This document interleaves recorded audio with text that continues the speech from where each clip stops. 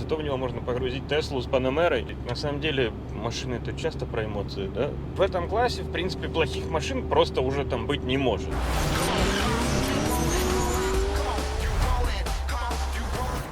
Так, мы сейчас едем из Сан-Франциско в Лос-Анджелес. И в этот раз мы решили воспользоваться не своей Теслой, а автомобилем, который одолжили у нашего друга, для того, чтобы сравнить эти две машины, для того, чтобы поговорить больше о том, в чем отличие, пережить новый опыт. Не Тесла едины.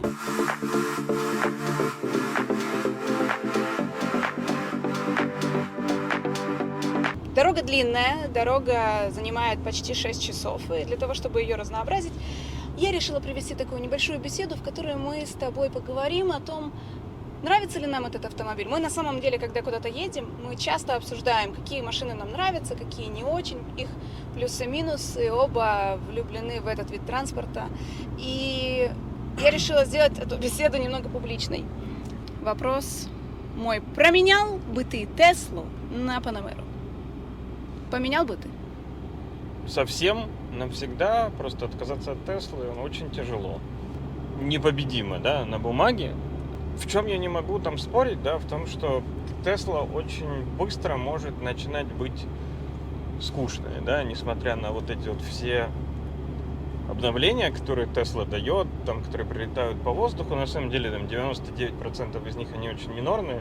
Значительных вещей, которые происходили с Теслой там за последние 1,5 года, там добавились камеры боковые, да, которые показывают не round view, да, как во многих машинах, а добавилось 2 камеры по бокам. Там какие-то произошли изменения с автопилотом, но не радикальные, да. Когда садишься в машины того же класса, надо понять, что Model X это достаточно дорогой, все-таки премиальный автомобиль. И в этом классе, в принципе, плохих машин просто уже там быть не может, да. Просто соответствуют ли эти машины твоим задачам. Кто-то рассказывает там, что Cadillac Escalade ужасная машина, и он там кошмарно управляется, так он не для этого делался, да, зато в него можно погрузить Теслу с Панамерой и поехать куда-нибудь в Алабаму. 100%. Вот, и он еще их там по дороге будет заряжать. То же самое, да, то есть Porsche это про... Управление, наверное, да? Начало Porsche это прежде всего про Porsche. Потому что ты едешь на машине с очень сильным брендом, само наличие которого там у тебя на руле дает очень положительные, приятные такие теплые эмоции. Ведь на самом деле машины это часто про эмоции, да? Если мы не говорим про Camry 3.5, хотя Camry 3.5 тоже кому-то там про эмоции, наверное, то здесь это очень сильное вот ощущение самого бренда.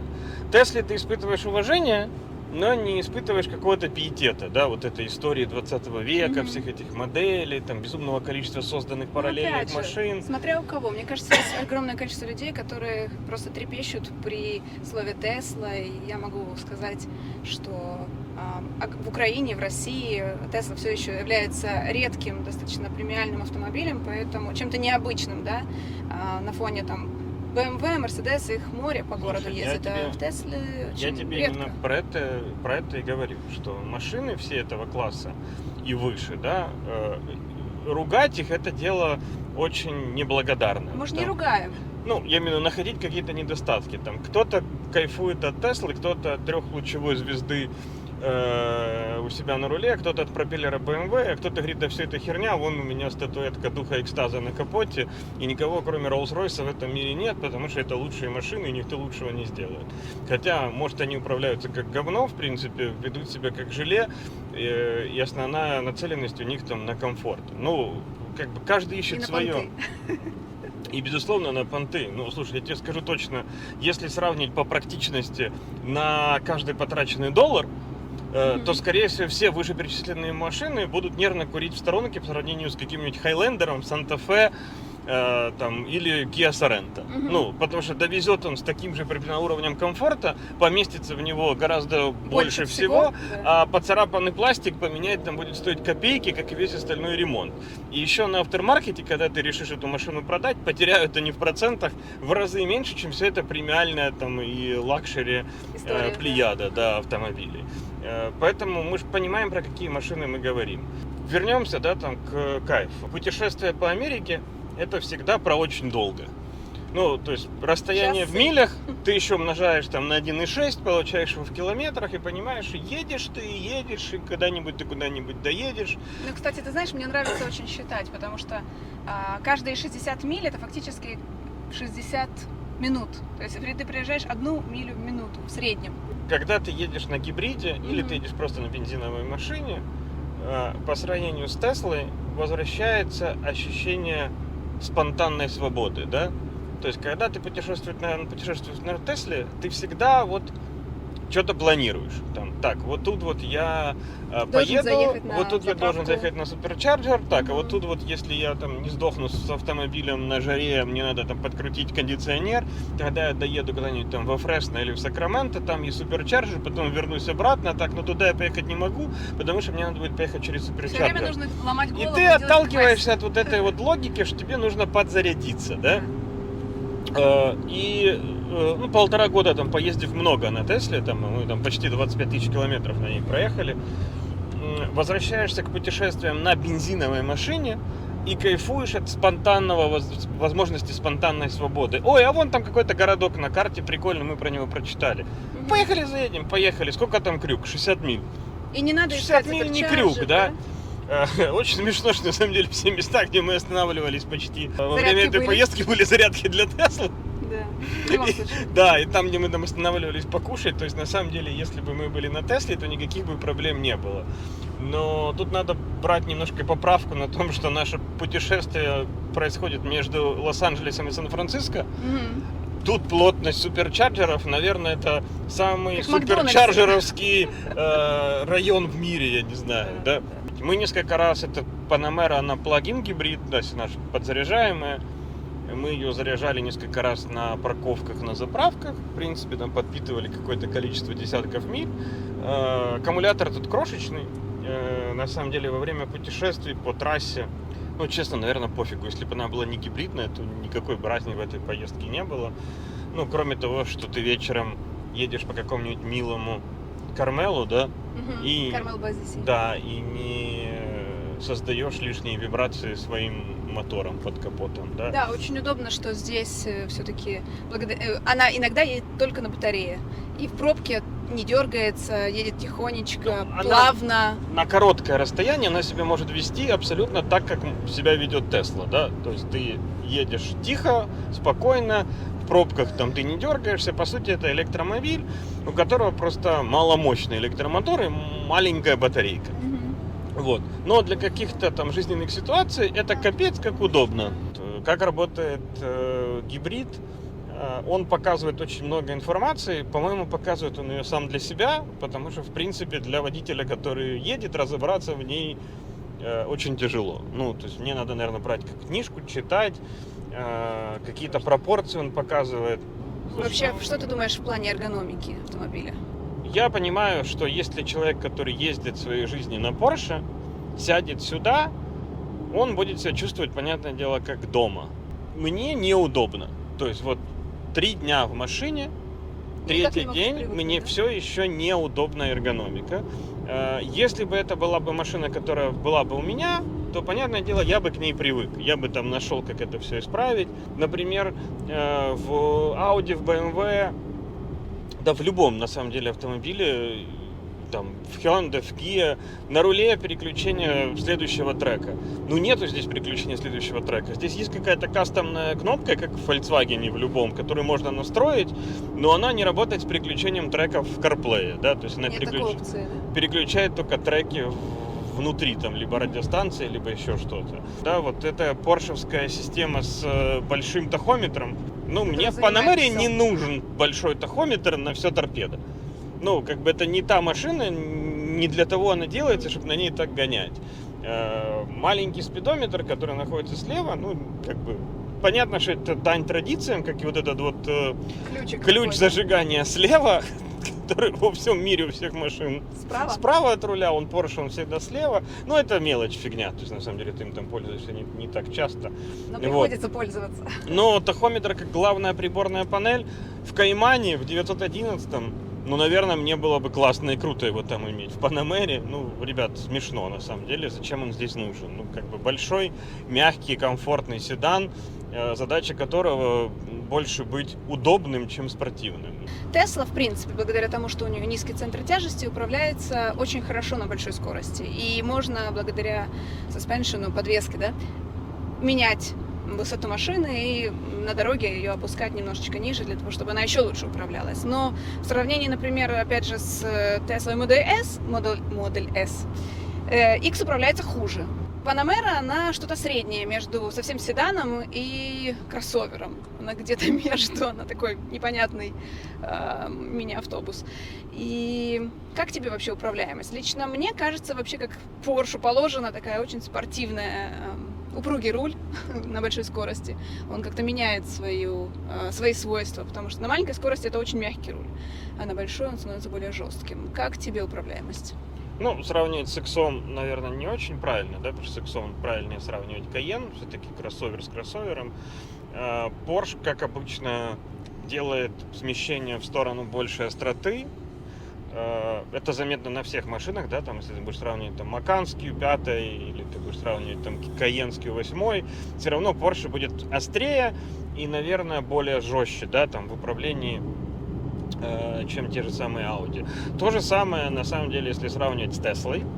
Tesla имеет специфическую управляемость, она офигенная, потому что машина имеет бетонную плиту, да, внизу.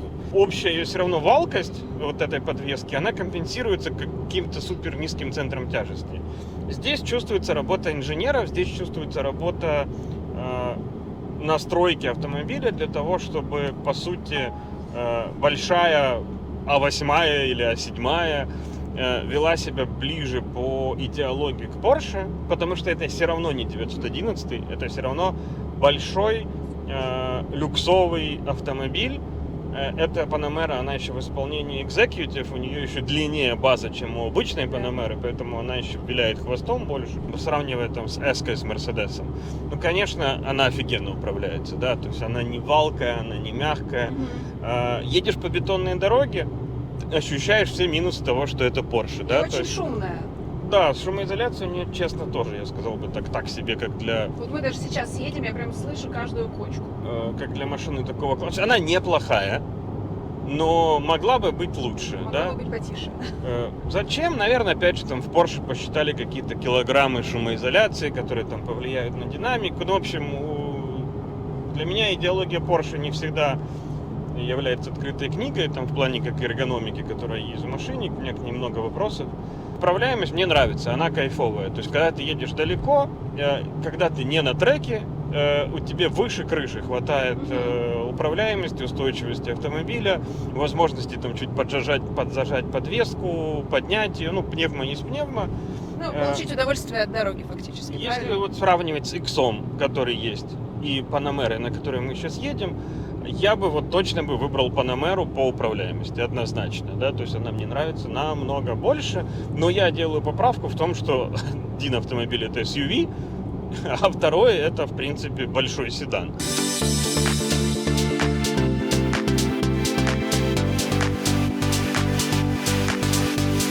А в остальном, в принципе, вот именно водительская эргономика, да, то есть как расположен рычаг переключения передач, как сидит руль, какие сиденья, все отлично. Ну, то есть это выше всяких похвал.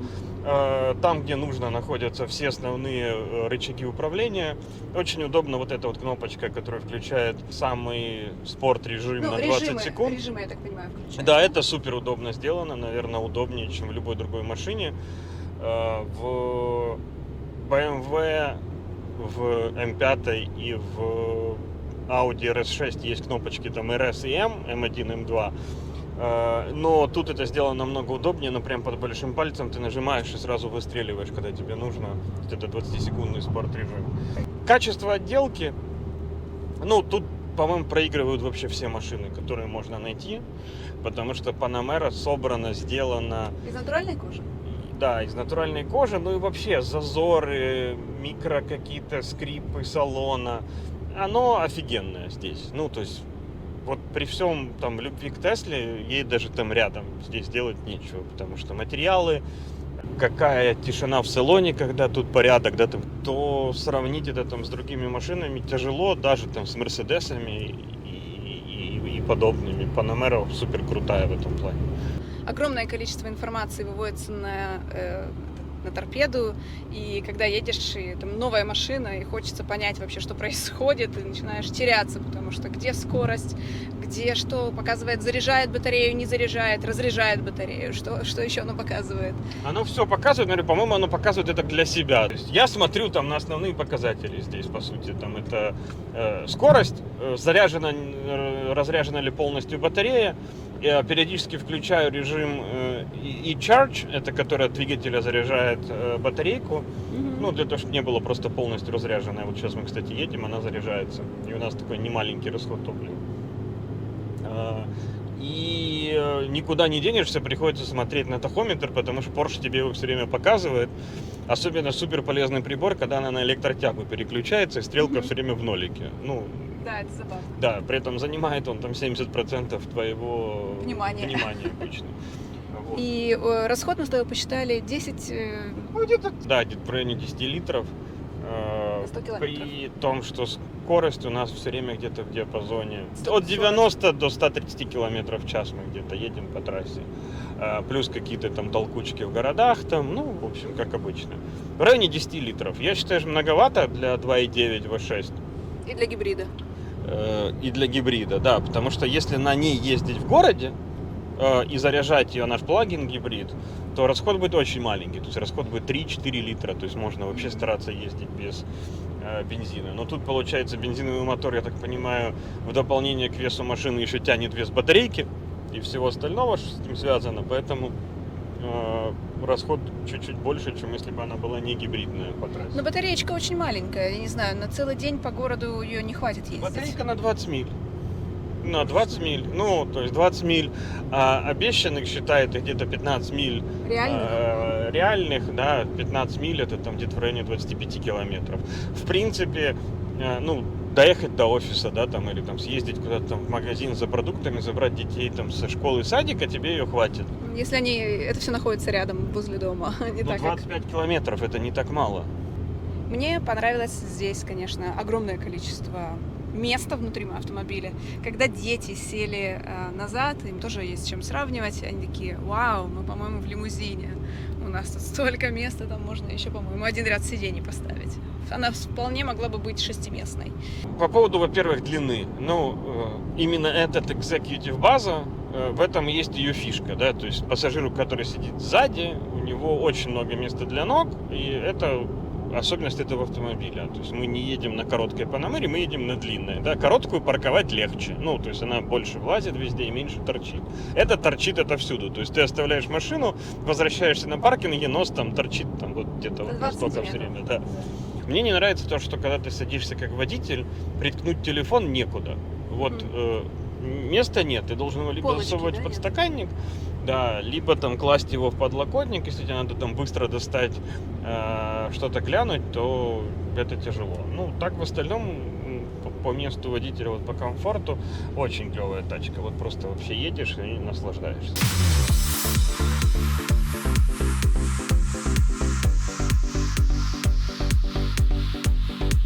Какие-то тормоза у них, конечно, очень спорные, да, то есть я понимаю, что она рекуперирует, там, может быть, можно где-то в настройках это повыставлять, но, по-моему, нет. Но тормозит она хуже, чем обычная Panamera. Вот просто обычная Panamera тормозит, как должен тормозить Porsche. Это тормозит так, что нужно к этому привыкать. То есть она в конце тормозит хорошо, когда ты нажимаешь сильнее на педаль. Но в начале, я не знаю почему, она очень плохо схватывает. То есть, да, ты тоже ощутила это. Тебе нужно вжимать педаль сильнее. Рекуперация или там это просто особенность конкретно этой машины. Но такое, вопросы есть, конечно. Ну, я почувствовала, что когда поначалу она рекуперацией тормозит и очень плавно, очень как-то так медленно это делает, нехотя, я бы сказала. Неохотно тормозит машина. И когда ты уже вдавливаешь, она начинает поддергиваться. То есть у нее либо переключаются режимы, либо включается дополнительная какая-то функция торможения. Она как-то чихает, как будто бы совсем ей не нравится то, что с ней происходит.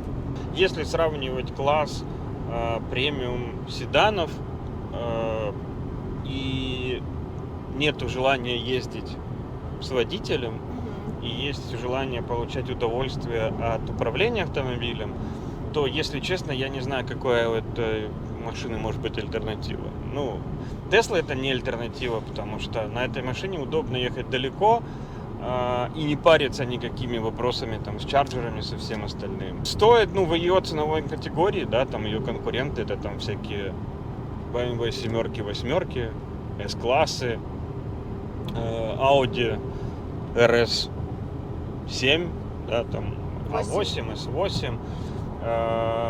По сравнению со всеми этими машинами, Panamera выигрывает просто, по-моему, для меня лично по всем очкам, потому что это стильный, удобный, классный, легко управляемый, комфортный Porsche.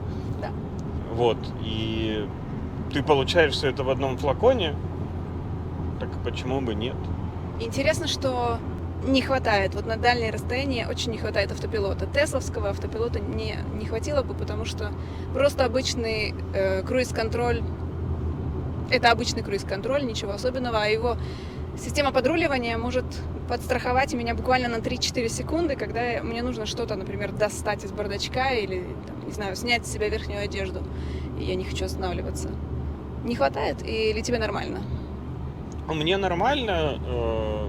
Главное, во-первых, тут какой-то свой есть вариант поршевского круиз-контроля адаптивного. Я его вообще выключил сегодня. Я включил просто, тут есть обычный ACC, Adaptive Cruise Control. Вроде вот на нем она едет нормально, без всяких сюрпризов. Подруливание здесь такое, то есть оно просто чуть-чуть помогает держать в полосе, то есть она не рулит, как рулит Tesla или как рулит Mercedes. Микрофон и камеру приказали долго жить, потому что на улице 110 градусов по Фаренгейту, а у нас здесь с тобой 70. Это на улице где-то 44, а у нас здесь с тобой 22. Вот, хороший микроклимат внутри, да? Угу. Да. Тут очень классно сделано 2 люка. Да, один открывается, один не открывается. Это не люки, это панорамная крыша. Паномерная крыша. Паномерная крыша. Один люк. Один люк, а одна. Просто стеклянная крыша. И очень много воздуха в автомобиле, очень много места, очень светло. И мы сейчас, когда были в Сан-Франциско, почувствовали, как здорово, когда ты можешь проезжать мимо небоскребов и любоваться, собственно, красотами нового города, архитектурой, природой. И дети могут тоже наслаждаться. И еще здесь продумано здорово для пассажиров сзади, для них даже есть зеркала. То есть, если они едут куда-то там навстречу, они могут себя привести в порядок. Да, именно в executive версии, в удлиненной, есть эти зеркальца сверху. То есть старается создать конкуренцию S-классу. Да, по-моему, в S-классе они первыми и появились, эти зеркальца для пассажиров. Когда стали заботиться не только о передних пассажирах, но и о тех, кто сзади, да? Когда S-класс заботился о передних пассажирах. Я имею в виду вообще.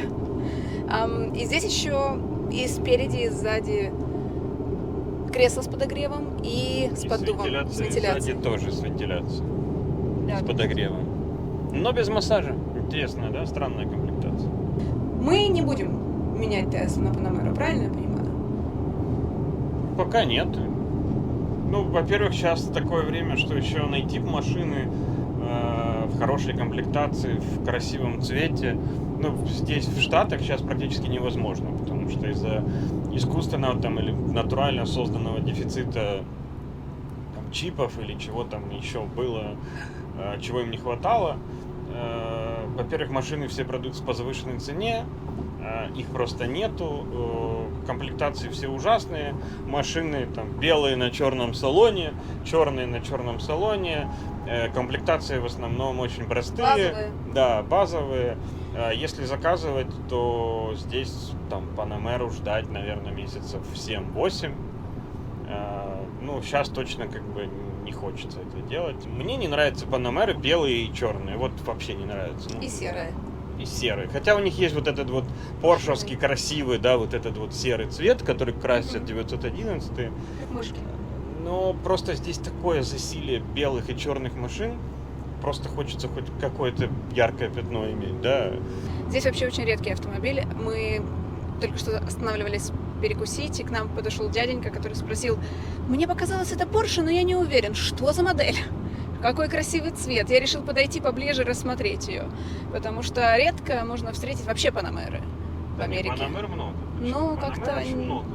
Вопрос просто, что это Panamera бирюзового цвета, И припарковали мы ее in the middle of nowhere, где-то на середине 5-го шоссе между Л.А. и Сан-Франциско, где в основном все ездят на пикапах. И если пикапа нет и жизнь задалась, то ездят на Тойотах, да. То, конечно, когда ты приезжаешь на бирюзовые Панамере, она привлекает внимание, и где-то там в книжках видели Porsche, вроде Porsche, но не Porsche или что-то такое. И вот цвет решает, на самом деле. Мы сколько раз получали комплименты за последние 3 дня. Да. Если вот хотелось бы, наверное, поменять машину на какой-нибудь практичный седан, вот такого класса, то Panamera, наверное, у меня был бы в числе лидеров, да. Из вот этого класса автомобилей для меня лично, я тебе честно скажу, альтернатив по сути нету этой машины. Ну, то есть я не вижу ни одного прямого конкурента, который бы дал бы такой баланс. Какая-нибудь Audi? А какая? Ну, там А7. Ну, во-первых, она едет хуже, потому что в А7 мотор будет попроще. И она, та, которая гибридная, она изначально, во-первых, она только появилась, по-моему, а во-вторых, она изначально слабее, чем эта Panamera. Вот. Ты имеешь в виду в плане разгона она слабее? В плане, да, характеристик. Динамики? Да. Да, я очень люблю Audi, все, что делает Audi, и я уверен, что А7 по эргономике порвет эту машину просто в хлам, потому что ты садишься, и у тебя там эргономика, которая сделана людьми для людей. Ну, то есть у тебя там кнопки в тех местах, где они должны быть. Где ты их ожидаешь увидеть. Где ты их ожидаешь увидеть, где ты там кладешь руку, и у тебя именно в этом месте регулировка громкости, где у тебя там 2 экрана удобных, один из которых превращается в клавиатуру, и на один выведены все инструменты, там, регулировки кресел и всего остального. Но мы живем в плену эмоций, все-таки есть определенные эмоции от логотипа Porsche на руле. Ну, можно себя долго обманывать, но мы находимся в плену маркетинга, брендов и всего остального. Мы переплачиваем за футболки, носки, трусы, номера в отелях. И в том числе мы готовы платить за бренды в автомобилях. Хотя прекрасно мы понимаем, что Volkswagen есть Volkswagen, да, и... Ничем не хуже, правда? Я имею в виду, что все технологии там группы Volkswagen, будь то там Шкода, Porsche, Bentley, Audi, Seat, все равно, да, то есть мы можем увидеть эти миксы во всех автомобилях, но приятно видеть Porsche, да.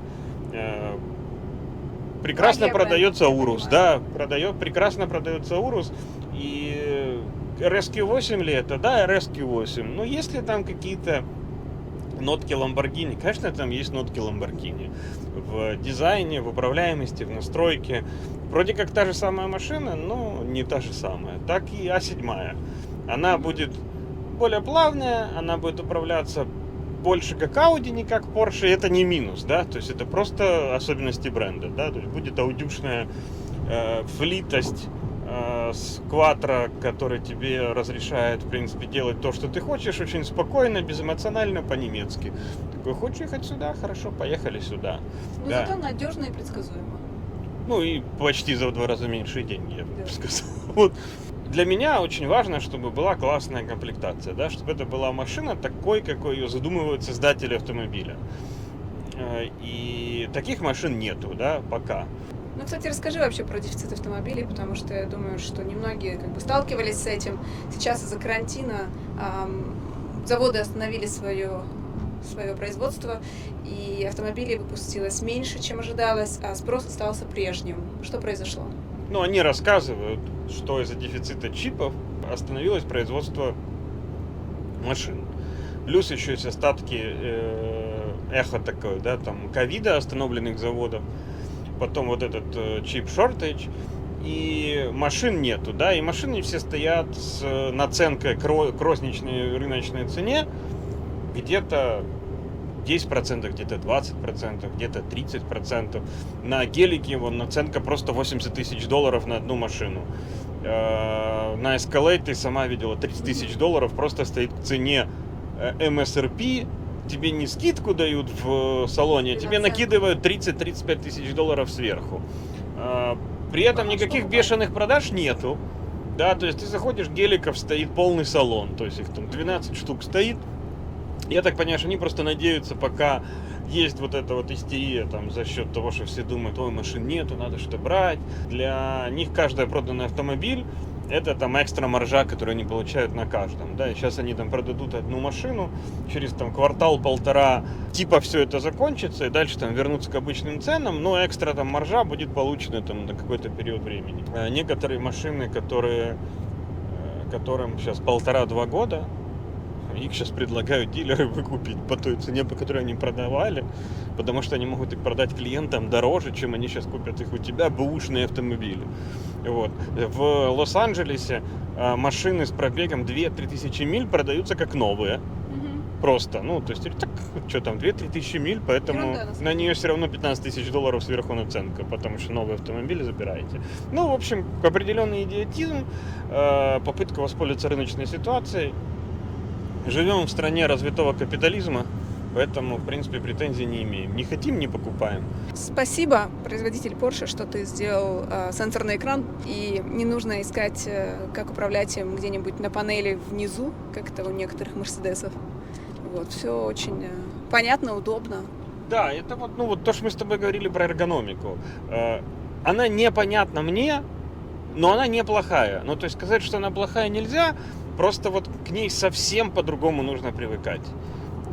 И мне это не нравится для кратковременного использования автомобиля, но я понимаю, что в долгосрочной перспективе, если ты машиной этой владеешь, то для тебя это вообще не будет проблемой никакой, да, просто вот к каким-то базовым вещам надо сильно попривыкать, я думаю, там недельку так точно. Такие вещи, как там сенсорный экран, там удобство руля, доступ к основным элементам управления, ну, оно очень классно здесь сделано. Вот так кладешь руку и прям чувствуешь себя в Audi. Но в отличие от Audi, тут даже нету парк ассистента. В этой конкретной модели, в этой комплектации нету автопарковки. Думаешь, это связано с комплектацией или это связано, может быть, с политикой Porsche? Во-вторых, парк ассистент тут есть, потому что парк ассистент это парктроники и камеры 360. Именно И это всё. называется парк ассистент. Ну, хорошо. Вот. Если ты говоришь про селф-паркинг, то здесь его нету. Как его нету в очень многих Audi. А Audi, которые мы покупали в Киеве, там, когда, если ты вспомнишь, берешь камеру 360 в конфигураторе, но убирает автопарковщик. Это с RS-ки, да? А на Q7 у нас, на старой Q7 у нас была и парковка, и камера 360. В общем, у Вага во всех машинах какой-то танцы с бубном, с этим конфигуратором, поэтому то, что у Porsche есть этот парковщик, он есть в конфигураторе, его можно добавить. Он точно такой же, как он в Audi, там, я не знаю, в Touareg, и я думаю, что в Шкоде Кодиак стоит тот же самый. Почему он не стоит в этой Panamera Executive, я не знаю, наверное, потому же, почему в ней нету массажа. Ну, не хватает, правда, для такого размера автомобиля какого-нибудь ассистента, который бы сделал это все за тебя, то есть такого реального ассистента, не просто парктроников. Ну, не знаю, ты часто в Тесле пользуешься этим селф-паркингом? Ну, скорее, когда мне просто лень, или Ну, когда мне хочется похвастаться, что он у меня Да, есть. вот все это там фишка там повыделываться, потому что паркуются они все ужасно, паркуются они долго. И те кейсы, когда я пользовался этим автопарковщиком, это тогда, когда сильно пустая парковка, никто тебя нигде сзади не поджимает, и тебе вот просто хочется, потому что у тебя эта функция есть, вот там хоть раз ей воспользоваться. Ты нажимаешь, ты ей пользуешься и ждешь, пока она припаркуется. Хорошо, там это занимает в 5 раз дольше времени, чем ты сам бы припарковался, но спасибо, что оно есть. Поэтому ты на этом там концентрируешь внимание про парк ассистент. Я не знаю, ну, то есть я вообще этого здесь не замечаю.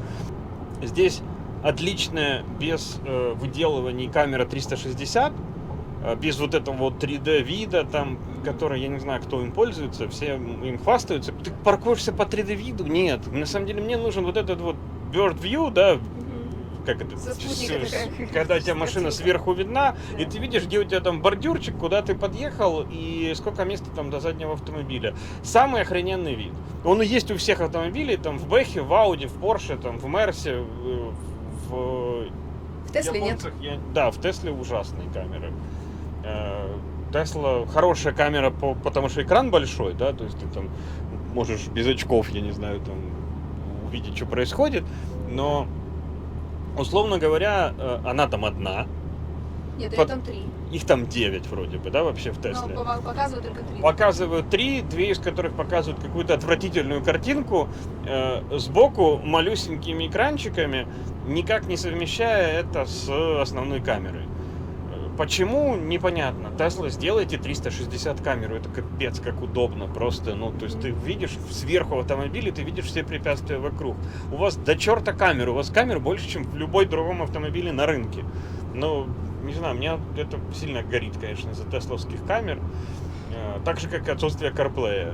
Ну, весь мир пользуется нормальной технологией, у всех есть Android Auto или айфоны в кармане. Нет, вы будете пользоваться вот этой вот картой, которую мы вам поставили, потому что И навигацией. мы так хотим. Все. Ну, потому что они хотят себя обезопасить, чтобы человек на автопилоте не въехал никуда по Вот честно, у гугловским меня, картам. я понимаю, что, может быть, это покажется, что у меня какая-то нездоровая психика, но один из главных пунктов, критериев, почему я захочу поменять Теслу, возможно, в будущем, это потому что я хочу CarPlay в автомобиле. Потому что смартфон, который ты достаешь из кармана, является продолжением всего у тебя же в машине. Музыки, сообщений, там каких-то, я не знаю, аудиокниг и так далее, и так далее. Я Но не это не хочу проблема, она иметь же- вторую инфраструктуру в автомобиле, не хочу. Не хочу подписки второй раз создавать, не хочу это все подключать. Я хочу, когда я выхожу там из офиса или из дома, клацнуть в Google Maps или в Apple Maps, куда я хочу ехать, и все, я сел в машину, у меня мой iPhone или мой Android на экране, и я еду туда, куда хочу, со своим телефоном. Были всякие прикольные концепты, да, когда телефон вообще заменяет Экран? центральный экран, да, я не знаю, насколько это удобно, потому что все-таки там мы любим что-то посмотреть на нем там на светофорах, в пробках. Плохая Но- привычка, да? Плохая привычка, но иметь CarPlay нормальный, это лучшая практика современного автомобиля. И меня бесит, реально бесит, что его нету в Тесле. То есть все остальные вот эти свистелки-переделки, там, Netflix, там, игрушки и все остальное, но откровенно это дерьмо, которое никто никогда этим не пользуется. Потому что ты все равно открываешь свой iPhone, где у тебя максимум там вообще какого-то сумасшедшего размера экран, и смотришь в любой момент там Netflix, YouTube, Twitch, и не надо второй раз эту инфраструктуру создавать, просто не надо, это дурная работа, за которую безумное количество дармоедов получает кучу денег. Уже сделали за вас, просто кабель там или там wireless CarPlay, дайте возможность работать так, как оно задумано. Дайте мне опцию, да, это как вот садишься там во все эти современные машины, и тебе дают этот говнонавигатор, который встроен во все эти автомобили. Там нет разницы какой, да, там в Санта-Фе там или в Бентли ты садишься. И первое, что ты делаешь, ты настраиваешь CarPlay и едешь по нормальным картам туда, куда тебе надо. С пробками, с твоими адресами, со всем. Но ты понимаешь, что спасибо, что есть какой-то хотя бы альтернативный навигатор, потому что если вдруг человека украли там, телефон, или он разбился, или что-то случилось, или нету просто кабеля и wireless не работает, человек все равно может куда-то доехать, пускай без информации о пробках и прочем. Представляешь, он вообще мог доехать и весь 20 век куда-то. Но сейчас, Такой извини, атлас автомобильных дорог СССР, знаешь, открываешь. но ты не можешь вести машину и смотреть в карту Почему? одновременно. Можешь вести машину с потрясающим способом, методом опроса местного населения. Говорит, куда мне ехать? И говорят, туда, дорогой, давай, поворачивай Да, да, направо. Я себе представляю, мы сейчас на 5-м шоссе такие останавливаемся и ищем местное население. На Вот где-то 5-м посреди шоссе у поля. тебя вообще опции ехать либо туда, либо назад. Все, вот все твои опции. Там у тебя в конце Лос-Анджелес, там у тебя в конце Сан-Франциско. И представь, что у тебя нет навигатора. Хорошо, по 5-му шоссе, Слушай, допустим, ну- доеду, но ночью где-нибудь, если ты потерялся. Окей, встроенная карта в автомобиль, там дополнительная Must какая-то have. опция, пусть она будет, я не против. Для меня это не must have, потому что у меня есть телефон, я стараюсь его держать заряженным, и просто если есть эта дерьмокарта в машине, ну пусть она будет, я иногда ими тоже пользуюсь, ну просто, опять же, да, есть у тебя функция, ты типа себя Я за нее заплатил, да? да, начинаешь себя возбуждать мыслью, я за что-то тут заплатила, давай-ка я воспользуюсь, мол, этой штукой. Потом, типа, попользовался день-два, боже, какое-то дерьмо, типа, давай я вернусь нормально к картам, которые работают быстро, понятно и к которым я привык. Люблю с тобой болтать, но думаю, видео получилось уже достаточно длинным. Зеркала маленькие, да, Юр? Не, зеркала большие, кстати. А вот то маленькое. Ну, это Мне левая просто всегда маленькая. американское зеркало, оно ж как обычное. Вырезали из туалета где-нибудь, с ванной комнаты, вставили в автомобиль. Автомобиль яркий, красивый, запоминающийся, поэтому на дороге всегда нужно вести себя очень аккуратно, потому что все остальные тебя обязательно запомнят, если что-нибудь не так Особенно сделал. копы, да, особенно копы, запомнил. Но нас на этой машине еще ни разу не останавливали. Я Хотя надеюсь. мы были близки. Вот. Но они на нас смотрели, да. Провожали взглядом, я бы сказала. Но прикольно то, что здесь тебя не останавливают, если ты превышаешь скорость, но едешь со скоростью потока, да, то есть если весь поток, если можно ехать 60 миль, ты все едешь едут 80 90. миль, и ты едешь там 80 с копейками, то в принципе тебя не останавливают, потому что ты едешь как поток, да, и вот это вот прикольно. Ну, если ты не наглеешь, не перестраиваешься, не гоняешь как сумасшедший, а едешь, да, в потоке, то тебе прощается. Да? Потому что невозможно остановить всех. Невозможно штрафовать просто весь поток. Я надеюсь, вам понравилось это видео, и мы запишем еще что-нибудь обязательно в ближайшем будущем. А на сегодня прощаемся. Пока-пока.